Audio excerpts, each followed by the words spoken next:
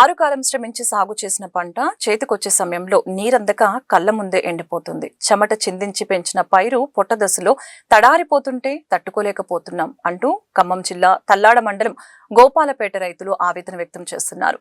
సాగునీటి సరఫరాలు అధికారుల వైఫల్యం తమ పాలిటి శాపంగా మారిందని వారు మండిపడుతున్నారు. తల్లాడ మండలంలోని గోపాలపేట పరిధిలో సాగునీటి సమస్య తీవ్ర రూపం దాల్చింది. ప్రస్తుతం వరి పంట పొట్ట దశకు చేరుకోవడంతో ఈ సమయంలో నీరు ఎంతో కీలకం.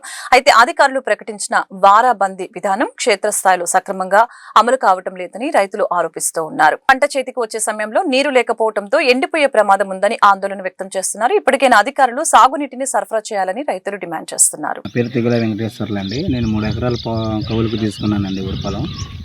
అయితే ఇప్పటి వరకు వారం అన్నారు నీళ్ళు. ఇప్పుడు పట్ట తీసుకొచ్చేసింది. నీళ్ళు లేకుండా పోయి మొత్తం ఎక్కడికక్కడ ఎండిపోతున్నాయి.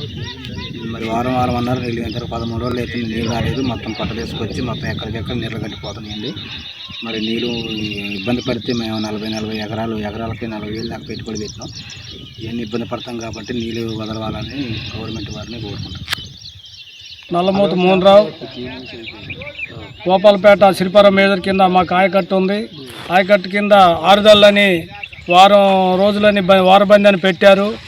అయినా ఎండిపోయే దశలో వారం రోజులకి ఇవ్వకుండా 12-13 రోజులు అవుతుంది. మొత్తం నెర్రగొట్టి పొలాలన్నీ పొట్ట దశలో ఎండిపోయే పరిస్థితికి వచ్చింది. ఎండిపోతూ ఉన్నాయి. నెర్రెలు బారింది. ఇంకా 2-3 రోజులు అయితే చేతికి రాదు.